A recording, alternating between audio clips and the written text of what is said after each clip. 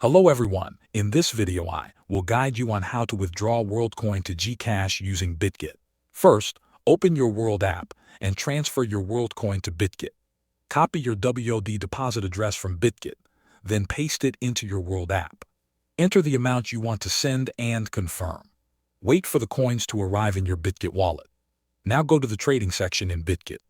Search for WLD and choose a pair with USDT, like WLD to USDT. Sell your Worldcoin for USDT.